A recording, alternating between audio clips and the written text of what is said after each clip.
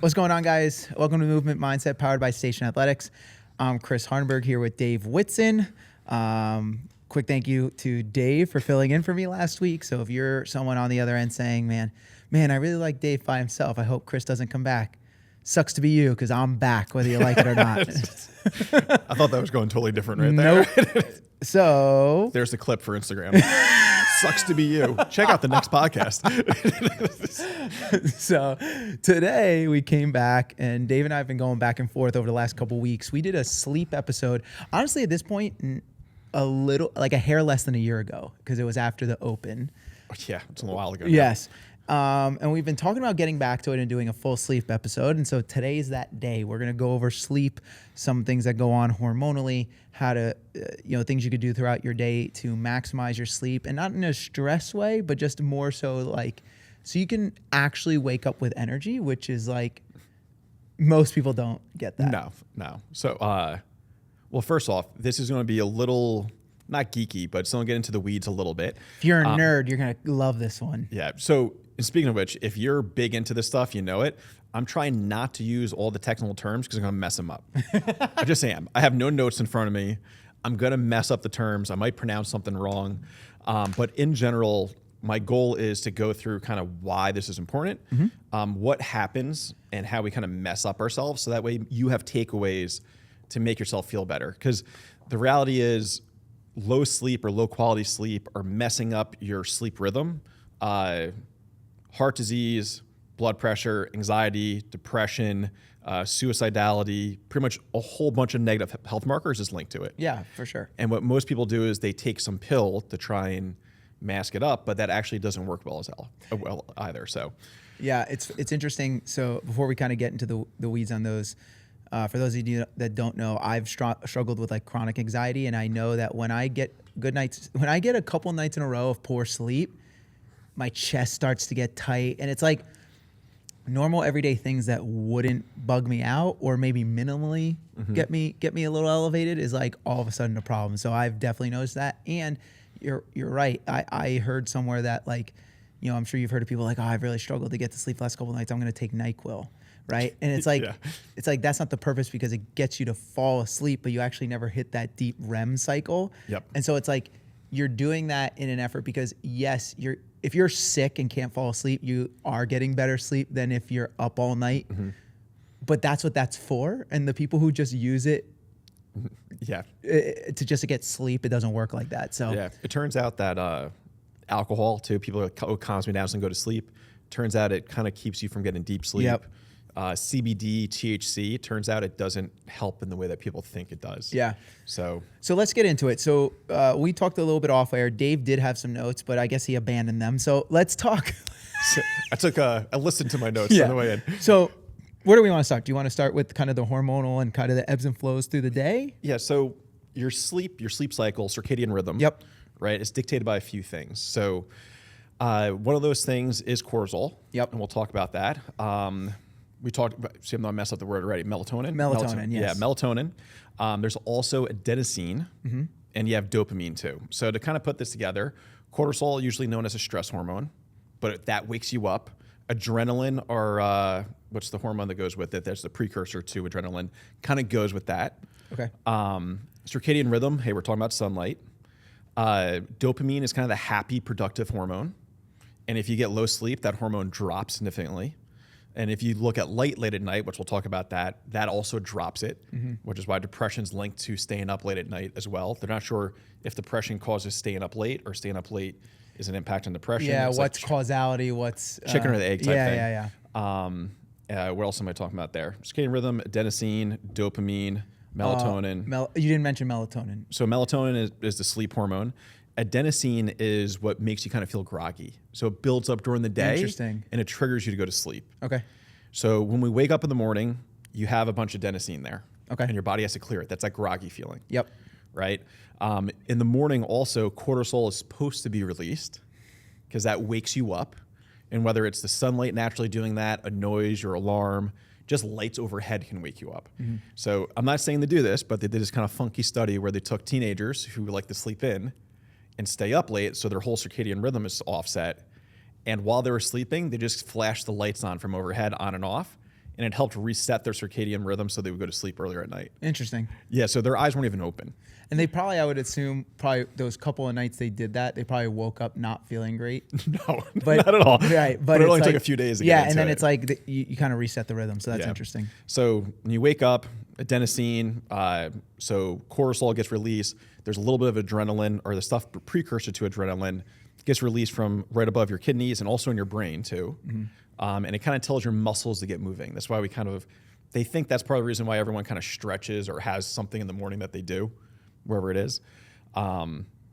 So in the ideal world, you get sunlight, right? So sunlight starts the circadian rhythm. Now, the weird thing with adenosine, it's the groggy chemical, makes you kind of feel sleepy. It builds as the day goes on. Right. The weird part with that is caffeine actually blocks the receptors for it.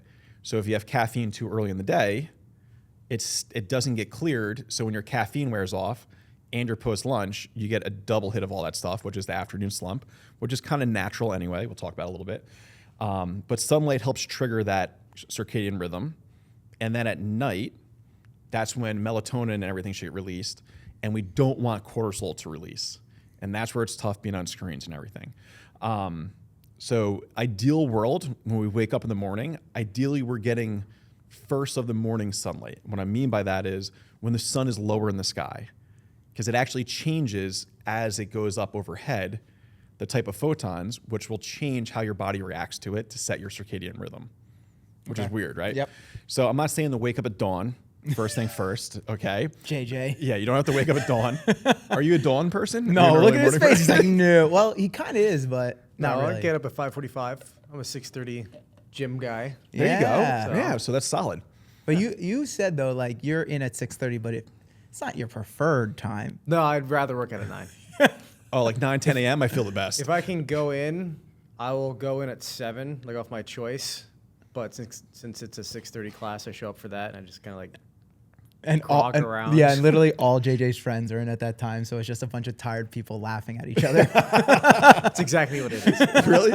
Is that the first class of the day or no? It's Second part of class. the second class. Second, 5:15 is the first class. Those are but, the like, nut jobs. Those Yeah. are those are like the people I see. So like they hang out after a while. They're just hanging out for like the whole 6:30 class. Really? It's, A lot of them are. It's a different environment Like down there. they shame everyone who came at 6:30 because they didn't wake up early enough. Essentially, there's times where Jason Fuchs would just stare at me doing the workouts. I try to beat his score. That is awesome. And Jason's funny because he runs the restaurant in town, Crows. And so Okay. it's like he could be working late some nights. And he still gets there. Yeah, so Jason, you know what? Get your sleep, buddy. Now that I process all that. He's That's so actually funny. he's been training for a full triathlon, so he's like doing hardcore swimming too. Yeah. So he Oh, won't man. go in the gym in the morning just to swim, Yeah. but like, he Yeah. still gets up for it. Wow. It's But impressive. it's super impressive. And now we're talking about Jason instead of It's sleep. a We'll get back tangent. to the sleep. This is going to be a long podcast, by But the way. yeah, but Jason's interesting, and he's been a member there for a long time. He's an awesome guy. The restaurant in town is like super supportive of the gym, but like, and I mean this in the nicest way, Jason. He's not built like a triathlete. Like JJ, he like squats. Like when he's like just working, just lifting and doing CrossFit class, he squats like 450. That's No, impressive. I try to compete against him for weight. Like if Yeah. I see a weight on the board, he's the one who I try and mark myself. And off of. honestly, You're he's squatting 450? I used to. I can squat 405 now. really. Look at this guy. Yeah, I've never come close. So I feel bad about myself now. but he's like, honestly, he's probably built pretty similarly in height to Dave, maybe a little bit taller, Jason. Just about. Yeah. We're probably like Yeah. around the same height. And so it's one of those things where like, and again, this is guessing, he's probably naturally like a power athlete. And so to completely flip that on its head and do training, it's pretty impressive. And he's already done one and he's like got the bug, like he's doing another one. He did the half, but his training. So when I joined, it was like end of June. Yeah. So like I've only known Jason from like his triathlon training and like Okay. how he looks now. Yeah. I went back and looked at some like old videos and stuff, just like looking at the archives, and I saw him from like old classes from like last year. I was like, whoa. Yeah, he lost a lot of weight. He looks incredible. Yes. So it's one of those things where it's like, all right, I'm stepping up my training. I got to step everything up. So across almost any gym I've ever been to, the first class of the morning is the quiet class. Yes. That's kind of, man, I'm here because I need to be here. It's still dark outside. I in have the literally winter. no choice. And then the second class of the day is usually talk trash, make fun of each other, goofball. You would think it was 12 hours later. It's Yeah, not. It's an yeah. hour later. Yep. It's totally different. So, anyways, that is Jason Fuchs live for those of you listening. Yeah. Shout out So- to you, Jason. So anyway, waking up in the morning. So ideal world, if I can control every aspect of my life, Okay. ideal world, it would be wake up and get sunlight immediately outside. Yeah. So it turns out, I forget the guy's name who kind of studies this stuff, but sunlight, even if it's lower in the sky sunlight, so not middle of the day sunlight, lower in the sky sunlight, you need about 50, or it's 50 times less effective if it goes through a window at starting your circadian rhythm, at getting that initial release of hormones that wake you up for the day. Okay. All right. So just getting outside for 5 minutes makes a huge, huge difference. All right. Now, obviously, if you're listening to this in different parts of the world, not every part of the world has sun super bright in the morning. You could be in some crazy place, Even like us, in Alaska. My alarm went off at 6:15 this morning. Sun was not up. No, it's not up. It's very different. Yeah, it's great. Yeah. I love getting to the gym before the sun comes out. It's such a mental thing, Yes. right? I'm like, but there's going to be people there. There's going to be people there. So ideal world, right? We get sunlight as early as we can in the day, depending on kind of what your sleep pattern is, waking up at 6:37, wherever it is. And we're getting it outside. Now, I know that seems like a lot for people, but it's literally just a couple of minutes, and that's it. In the winter or not, a couple minutes. Now, there's a couple of reasons for that. One is, so the release of hormones to wake you up, get you going in your day, and to start that circadian rhythm right, sunlight triggers it, Okay. right? The issue is first thing in the morning, your eyes are not as sensitive as they are later in the day, which we'll talk about in a little bit. So you need to get outside, and you want to get outside before the sun gets too high in the sky because you want to get the right photons to help trigger it. And again, it's only a couple minutes, 10 minutes at the very most, just 2 to 10. Yeah. And it turns out that vitamin D absorption happens through your eyes more than anywhere else as well. Okay. Right? This is where, and part of it is because you're getting blue light. So blue light is good in the morning, not great at night, and we'll talk about that. So if I can control you, that's what we're doing. Okay. And we're not having coffee as soon as you wake up. Yeah. Do you have coffee as soon as you wake up? I do, and I know it's not great. So before we got on, I've just gotten back from a trip to Colombia, and I said to Dave, I said, it's interesting. I definitely had more energy throughout the day, and he's like, well, you got a ton of sunlight, which I did, but as you're talking through that, now granted it was through a window, right, which is less than ideal, but the first thing I did was raise the blinds in the morning and just kind of hang out in bed. Mm-hmm. So it was a much slower wake up. Right now, my alarm goes off and it's like, go, you know what I mean? And so it was a slower wake up. And then I couldn't have coffee first thing in the morning because we were in a hotel. Me or my roommate had to go into the elevator, down the stairs to the place to get coffee. And then we came back upstairs. So even that little bit of like, all right, I'm hanging out in bed, 5-10 minutes, slowly waking up. First thing coming in through the window is sunlight in the morning because the hotel didn't have a ton of light. It's in a foreign country. And then I didn't have coffee until probably being awake already for 15 minutes. Whereas right now, as soon as I walk down the stairs, I'm pouring it into my cup. Do you have a timer set for your Yes. coffee? So I have coffee probably 2 hours after I wake up. And it's probably it's way more effective. Probably. I'm still sipping it right now. So I have about a cup and a half of coffee. So caffeine is not that it's this terrible thing for you. It has a lot of benefits. Yeah. But it can also have negative things for people, including like increased blood pressure, things like that for people. Mm-hmm. And then if we're using it as a Band-Aid to wake up, that's when we want to watch out because we can mess up kind of, again, that adenosine, that make you feel sleepy hormone or chemical during the day that builds. It blocks where the receptors are for it, so then you don't feel it. Right. And that's why people who, okay, I won't say names. There was a few people at the gym where they were having, they didn't realize how much coffee they were having or caffeine. And so I wrote it down on the whiteboard, and one of them was having 800 milligrams of caffeine a day. Oh my gosh. 800. That's like 8 cups of coffee. Now, they were having some other stuff going on. I'm like, hey, I think it might be the coffee, like too much caffeine. Like having 2 C4s after 12 p.m. and then maybe a Celsius on the way to the gym. That's insane. How did their heart not explode? With all due respect. But yeah, so essentially we're blocking this groggy thing and we're spiking cortisol, right? And increasing blood pressure. So you're never really going to sleep well. Yeah. Right now, this isn't a blanket statement for everyone because some people do very well on they think they do well on caffeine. Some people, caffeine gives them Yeah. heart racing stuff. Everyone's kind of different. Like if I drink a C4 can and I drink it in like a 30-minute window, I'm twitchy. Yeah, I remember the first time he was at the gym and he was like, needed a caffeine kick because it was a rough day. And he's like, I'm never drinking this again. Never again. I remember the first time C4 was in a packet and someone gave it to me to try. And we ran a 400-meter run for a warm-up, and I came back, and my heart rate was at like 120. That's probably also the original formula. Oh, yeah, it was not okay. Which was It's not probably okay. had things in it you shouldn't be taking It's like, for sure. why am I all itchy? Like, what's wrong with me? Are my lips falling off my face? What's Yeah. going on here? It was Anyways, bad. So ideal situation, we're waking up, we're getting sunlight as soon as possible. Sunlight ideally when the sun's lower in the day, right? And then I know there's gonna be people where they're like, hey, Jake's a good example. He works at a fire department. He has a 24-hour shift. Do what you can, yeah, right? Like do what you can. Like he needs to be awake. There was one night he had 8 calls in one night. Right. He's not sleeping. well, and not for nothing, and we'll get back to the caffeine and what you have after that. People who take jobs like that, you just know your circadian rhythm is going to be off. And like there's a guy who works for us, Vinny Galgano. He was a cop for like 2-3 decades. Yeah, and so it's all over the And so place. he's like, yeah, I don't sleep great. And it just is what it is because as human beings, we're not meant to be awake at night. No. And so yeah, at that point, it's like, all right, you know what? Like, do what you can. This is the good news. For most people, it takes less than a week to reset your circadian Sure. rhythm. Yep. That's the good news.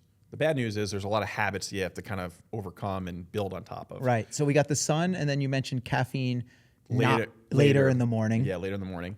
And then believe it or not, food is actually important in the morning, not because you should fuel, but it helps set your day so then you don't end up, because if you have your circadian rhythm right, at night you shouldn't feel hungry. Yeah.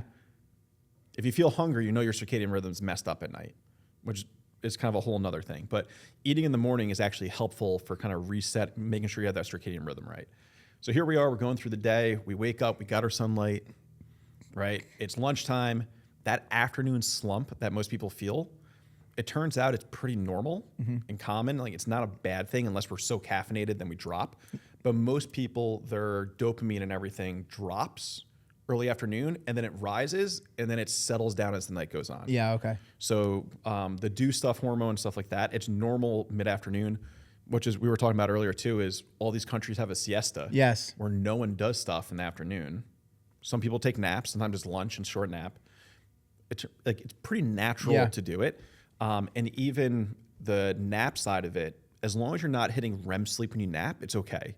If you start hitting REM sleep when you nap, you know you're in trouble, which is why sometimes a nap, if you had a bad night of sleep where you didn't sleep well at all, you only got 4 hours, if you nap the next day, you have a tendency to hit REM, and then it messes up your sleep that night again. Yeah. It's almost like you just gotta say, all right, today's gonna be really hard and sucky because I'm so tired, but the next couple of days will be better because I'm gonna reset that night. Yeah. And something I heard when it comes to naps was like the power nap is a real thing. Yep. And so it's like 20 minutes is like the sweet spot, right around there. Once you start getting longer, 30, 45, an hour, you're starting to hit deeper sleep that you really shouldn't be doing during the day. It's going to mess you up. Yeah. It's going to mess you up that night. You're going to wake up feeling way groggier. And part of this too is if we're setting this sleep, the circadian rhythm right, our hormones can be better too. Because if you're someone where if you don't sleep well at night and you don't know how to down regulate during the day, the only time you get cortisol dropping and your body can kind of recover and have those rhythms is when you sleep. Yeah. So for a while for me, because I've talked about this before, I was so stressed out that Nas, my wife, was like, why don't you take a nap? Why don't you take a nap? And when I'd take a nap, I'd sleep for 3 hours Yep. because my body, and that would mess me up even more for the next day. So I had to work on other things. So here we are, we're going through the day, right? We hit that afternoon slump. It's normal. You come out of it. Nighttime, ideally, if we set up the morning, we set up our nighttime for our circadian rhythm, for melatonin and kind of, hey, get more tired, sleeper earlier at night. Because the reality is we can set ourselves up for success in the morning, but at night is when we have a tendency to mess up everything because at night's when we have free time. Right. It's when you want to do stuff. It's when my favorite back in the day when I feel like Netflix is not as big as it used to be, but everyone had Netflix because there wasn't a ton of streaming platforms. You agree or don't agree? Netflix is dying. Oh no, it is. I still have it. Well, everyone still uses You it, have but no one Netflix? actually uses it. So it's just kind of like they live off of subscriptions. I use it. You do? Yeah, I must be behind the times, but everything's We don't have cable. The biggest thing Yeah, for I don't get Netflix that it's been like this since the beginning is they have everything except for the stuff you want to watch.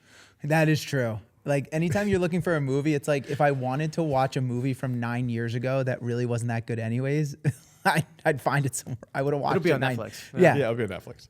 Or it's like I'm ready to cancel it, and they come out with one new show that's only 8 episodes. You're like, oh, and you watch those 8 episodes, and you're done. Yeah, some of the Netflix like series. And listen, I'm no, connoisseur is not the right word, but like aficionado. I find them pretty entertaining. No, the documentaries are really good. Oh my gosh, they some do a of those really good job with documentaries. that, but like, Yeah, but they got busted on a bunch of their documentaries not being really true at all. What? yeah, but it's like Discovery. Discovery had that documentary on mermaids that everyone was freaking out about, and then I it watched came that out and one. just like, hey, by the way, this is all fake. When Tiff and I got done, we're like, I guess there's mermaids. I don't know. So the problem is so many documentaries have become reality TV. Yeah. That's the well, problem. this is Based on a whole true nother conversation. There's a lot that's basically become reality TV. Based on a true story. How much of it is based there on were a true people in this story. His name was Sam. But that's the only thing that's true in this whole thing. Anyways, So this is where we kind of mess up stuff. And what's worse is phones make it worse. oh yeah, Right? So we talked about getting light in the morning, and blue light is fine. Now, here's the real twisted part with how our body works. As we wake up, our eyes get more sensitive. So that means light affects us more as the day goes on. Gets even better. Those sensors for the light that helps wake us up and cortisol and all this stuff are in the top part of our eye. So the more lights we have on overhead at night, the more it interferes with it. Yeah. Kind of interesting. But if you think about it, when the sun used to go down, like there wasn't a bunch of light everywhere for the longest time. Yep. And if there was a light, it was a fire that is more of an orange yellowish light, so it's less blue light. And if it's a fire, it's on the ground too sometimes, so it's lower. And it's also dim. It's not like it's It's lighting not up. bright Yeah. light. Yeah. So if you do have lights on in the evening at your house, ideally they are kind of no blue light, dark yellow or orange, orangish, and they're not coming from the ceiling down is ideal. Okay. So, which is kind of interesting. Think about everyone who sits in bed and they flip on the light like over their bed, it's directly over their face, kind of lights you up. So this is where we kind of mess up stuff, because if we do things that cause cortisol release or stress release, kind of in that way, we end up having a hard time going to bed. Yeah. Right. So this is where we mess up everything, and this is where the research shows what it actually does to people when they get certain light or do certain things at night. So, like Nas and I, we don't watch anything that causes stress at night. Yeah, Mostly oh, for yeah. her, because she's not going to go to bed. Right. And when you can't go to bed, what do most people do? Probably scroll their phone and Scroll a phone. stress. More blue light. So do you have blue light glasses? No. Well, Wait a minute. Did Tiff buy you blue light glasses? no, my mother-in-law did. And I don't wear them anymore. So hopefully she's not listening to this. Busted. Okay, so there's blue light glasses, and what's really funny is people wear them like all day long. Yeah. That's when you're not supposed to wear them. Right. It actually will make you more tired in the morning. Yeah. So at nighttime, cool, go for it. Just make sure they're real ones, not knockoffs that you paid $9 for on Amazon that actually don't do anything. Yep. Right. There's apps for your phone. There's apps for your computer to get rid of the blue light as much I as do that on the possible. phone, and people are like, "Is something wrong with your phone?" I was like, "No, I just got rid of the blue light." Yeah, it just looks yellowish Yes, type of. Yeah. yes. I have that on my computer, and when I was editing videos, I'm color grading. I'm like, why does this look wrong? It's because I had the blue light thing on my Yeah, computer, yeah. and so the whole thing looked wrong. 150 photos later, You're like, "Oh no!" turned the blue light thing back on, and it was like everything was overexposed. It was awesome. All right, so here we are at nighttime. The reality, it's going to sound funny, but this is supposed to be the relaxed time. Yeah. So if you're doing work that stresses you out, if you're watching a show that stresses you out, if you're doom scrolling social media that stresses you out, cortisol gets released. Guess what? You just messed up your circadian rhythm. It gets harder to go to sleep. Yeah. And what research shows, if you get blue light between the hours of 11 p.m. and 3 a.m., Okay. that is the highest correlation to depression and anxiety. Interesting. Yeah.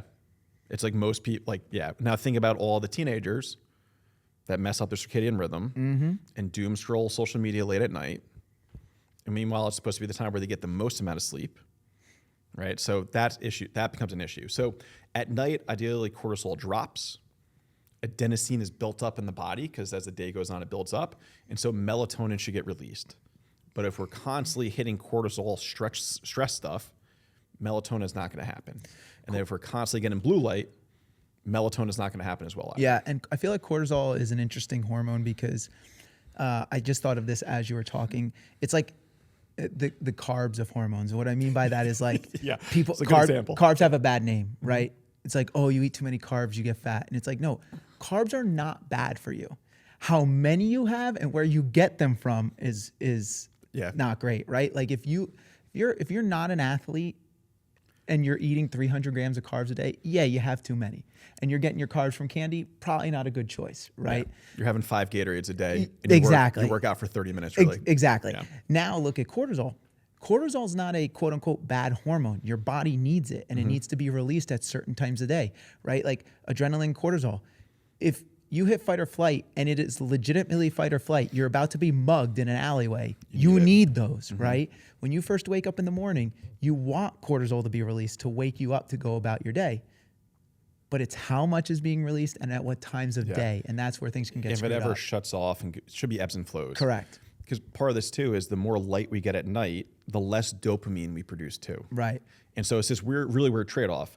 Social media scrolling, doom scrolling, checking out how many likes I had at stuff, gives you dopamine hits, but then you get cortisol, and then you can't sleep, and so your body can't go back to the well as much. Yeah. And so, and then getting dopamine from all these little things because it's addictive, because it's the feel-good do stuff hormone. It gets harder and harder to get that same feeling as you go on. Right. So here we are. It's nighttime. Eat dinner. Hey, we have a rhythm. It turns out like later than 11 p.m. light, not good at all for you. There's too many correlations with it. Heart stuff, everything else, blood pressure. So ideal world, it's hey, all our lights in our house. We don't have lights on overhead. Lights are lower. They're dark yellow, orangish. I know people will probably like that's weird. It's also not great the way just have your sleep mess up every other hormone cycle in your body because it does. It controls all of it, including mood. It's amazing. Vitamin D and better sleep, and people are just happier. Yep. Yeah. What do you call it? So then here we are, melatonin, and we want to figure out how to not have stress-related things.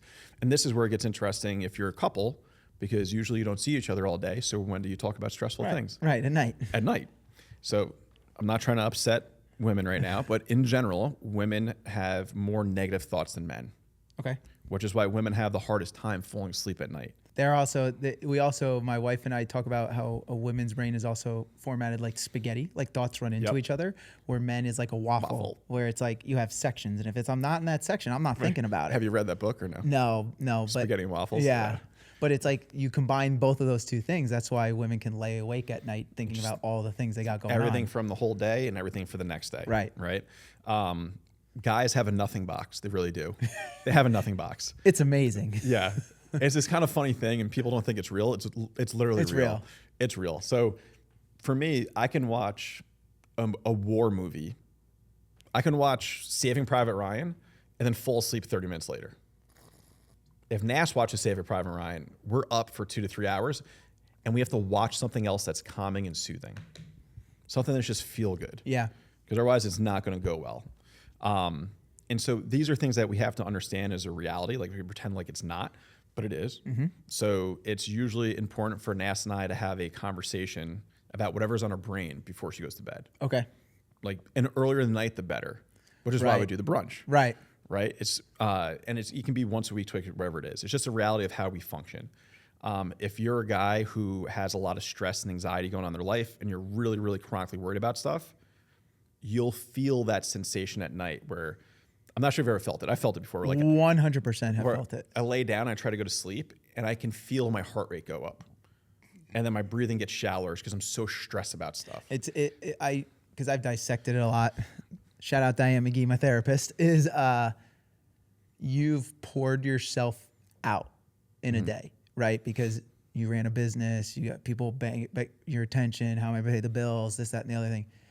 And you lay in bed and it's like the stress of, I got to do that again tomorrow. And then I got to do that again tomorrow. Yeah. And so, yeah, for sure I felt that. So that's stress management and learning how to think about your thoughts. Yeah. Right. Which we've talked about extensively in various episodes. So, and that's where therapy can actually help people with sleep. Yeah. right? To get tools to kind of help with those things. So this is stuff I know you like to talk about. Okay. So here we are. Hey, we're doing a better job of waking up, getting sunlight. That is easy to do. Yes. It is super easy to just, some people may not think so in the winter, but just to go outside for 2 to 10 minutes. We have at our house, we have a back deck with a ramp because my dad's in a wheelchair. So that deck, every morning, whether it's 100 degrees outside or 5 degrees, I go downstairs and the first thing I do is stand outside of that deck. In my Crocs, mesh shorts, and a t-shirt in the winter too. Right. And then I'm like, see, Nast, I took an ice bath this morning. Because she always wants me to try to do that stuff too. So yeah, no matter what it is, that's the easy part to do. Delaying coffee a little bit, that is easy. Not staring at screens and controlling light at night and de-stressing at night, those are the harder things to do. Yeah. Right? So light, hey, we can change light bulbs. We can make sure we don't have overhead light. Hey, we know we're going to bed at 11 p.m., so 10 p.m. we shut off all electronics in the sense of we're not staring at them. Maybe we read, maybe you journal. Yep. All right? But this is where you would want to talk about breath work. Yep. And how to kind of calm down the nervous system. Yeah. Because even some people, the idea of putting down their phone for an hour before they go to bed will stress them out. Yeah, for sure. Which, by the way, that's an addiction. Yes. It is. Probably the biggest addiction that no one talks about or just entertainment addiction, because you get dopamine hits. Well, even more so than that, and we'll get back to this, is I talked to my father. So my dad works for the CPA Society. So he worked. He's like semi-retired now. And so he was responsible, and his company was responsible to like organize events and continuing education stuff for accountants. Very exciting stuff, but not really. But you want to go to sleep. Yeah. But what we were talking about was just like his job was generally 9 to 5, right? When I was a kid growing up, he had some travel, but nothing crazy. But he's like, what was great was I could have the worst day ever, right? But when I left work and came home to see you guys, it was over. Mm-hmm. And he's like, he's also a realist. He's like, those days are gone. Like, because we have these, yep, you're always reachable. And so what that requires out of us is we have to set our own rules boundaries on how to navigate that. Because again, 30, 40 years ago, this was not an option. Chris Rock has a joke where he's like, somehow my parents stayed together for 50 years. When my dad left for work at 7 a.m., my mom couldn't talk to him until he got home at 6 p.m. every day. Right. And somehow it all worked out. Yes. So it's like, it's not an option. So yeah, that's a lot of like some of the stuff I've gotten into, and you're like, I love to talk about, it's because I struggled with this stuff, is like having to think about that, set boundaries, breath work, stuff to basically come out of this state that frankly, you and I were at different times in our lives. Oh yeah. For not just a couple days, like years. Yes, months and years at a Years. time. Yeah, for sure. Right. So we talked a little bit about the rhythm, or a lot about the rhythm. All right. Yep. So just to summarize, get light first thing in the morning. Yep. Delay coffee. Coffee's not bad, but don't do it first thing in the morning. Yep.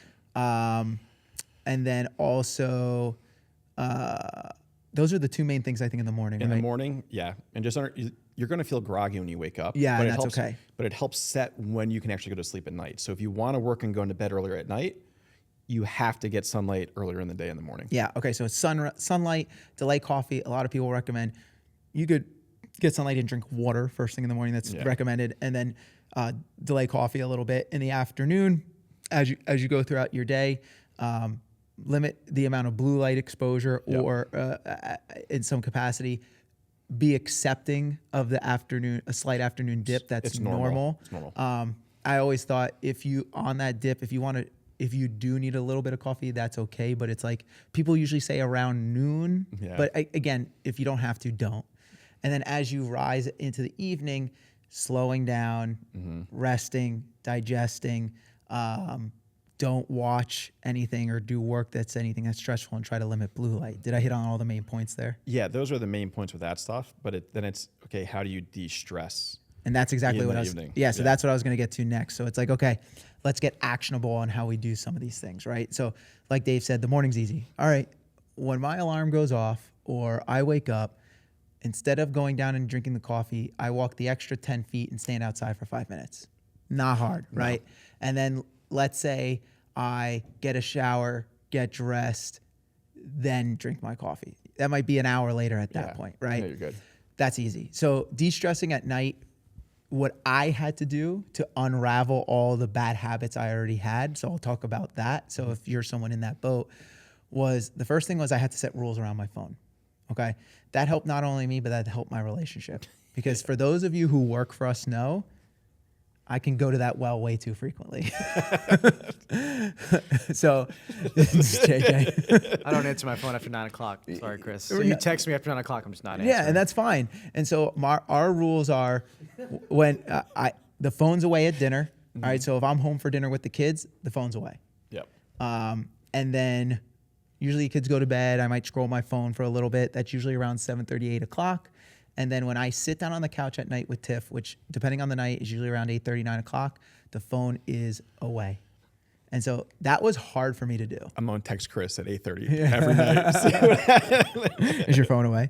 But it literally, but the other thing is it has to be away. So I could say like, oh, I'm not going to scroll my phone. And if it's on the coffee table in front of me, I'm going to reach for it. I know that. Yeah. So it has to be physically displaced from me in like another room. Otherwise, I will scroll it. I know I will. The other thing we do is the shows we generally watch at night are mindless TV, I like to call it. You know, you got your sitcoms, your reality TV shows, I don't want to watch anything thought-provoking.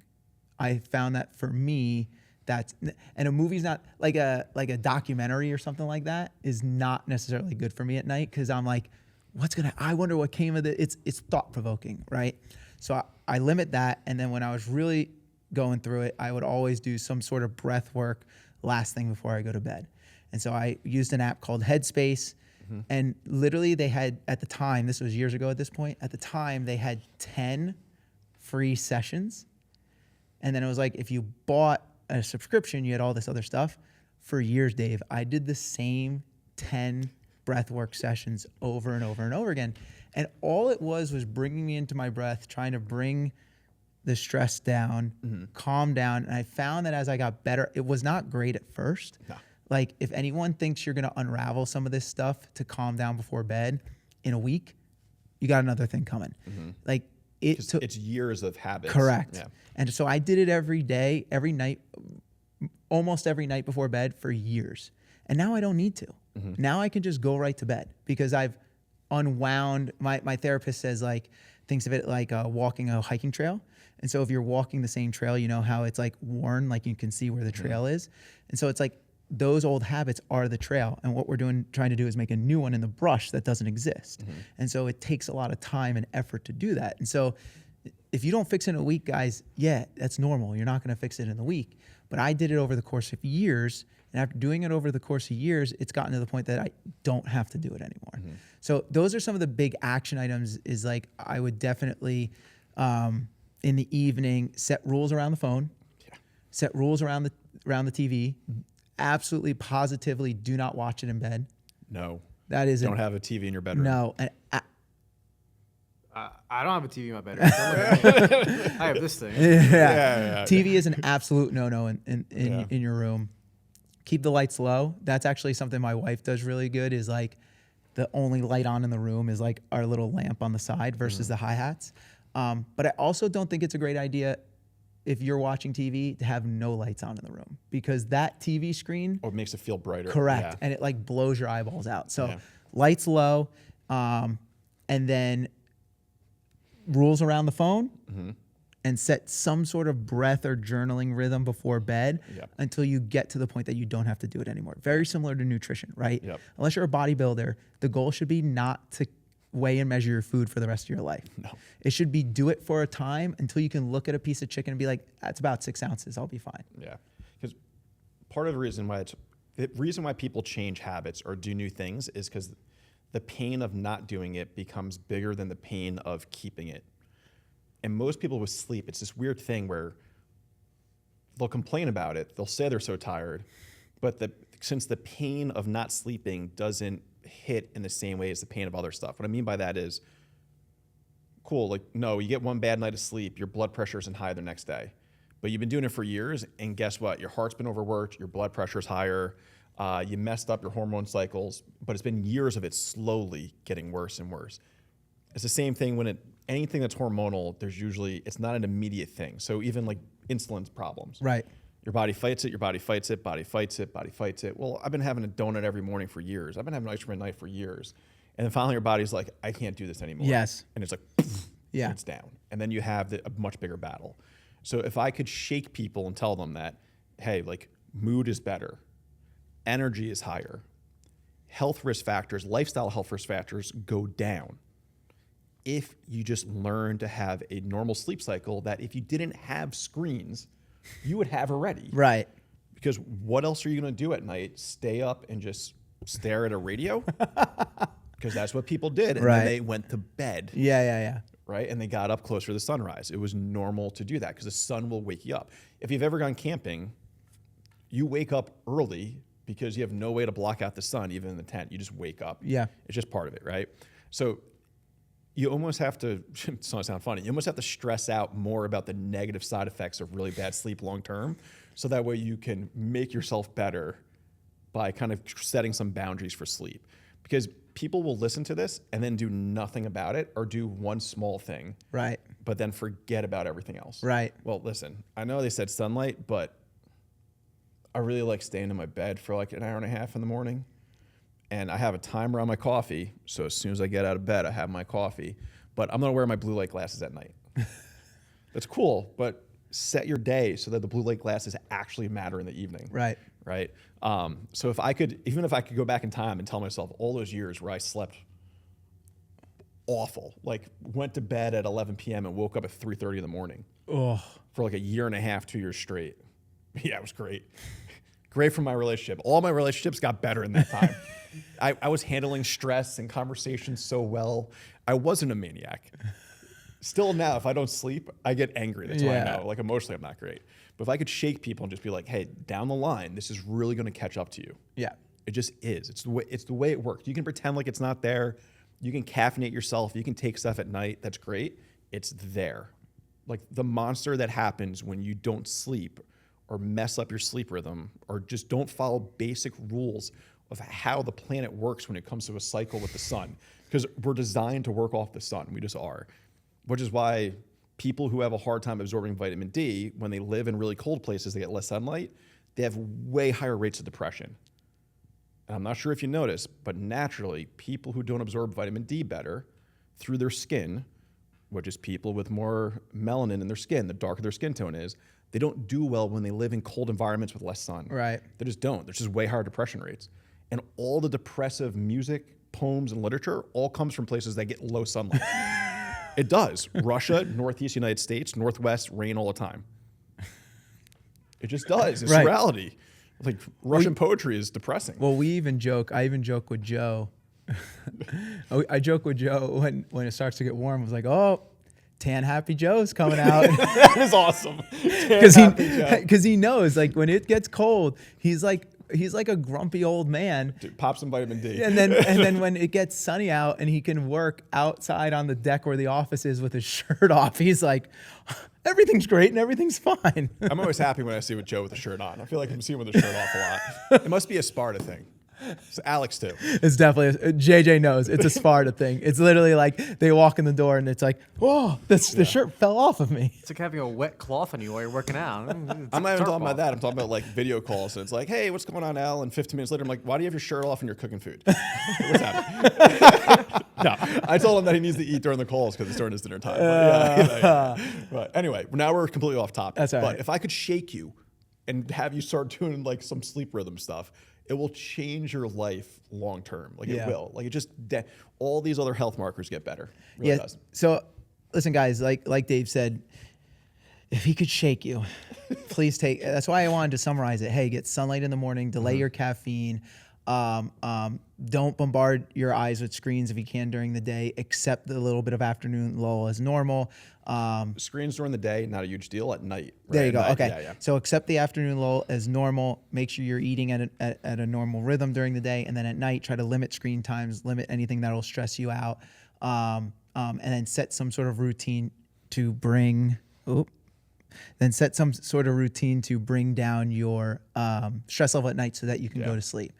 So, guys, if you're someone who's struggling with sleep, even if you're not struggling with sleep, I'll say it like this. Even if you don't think you're struggling with sleep, That's a good way to say it. try to set some of these rhythms in place, guys, so you can maximize what you're doing at night, so then you can maximize what you're doing during the day. As always, guys, I hope you like the information that was provided. It was a little bit of a longer one. This might even be, as we were talking, this might even be a two-parter. I could see it being a two-parter. So, as always, guys, like and subscribe to us on YouTube and Instagram. Give us a 5-star rating on the podcast platform you listen on. See you at the gym.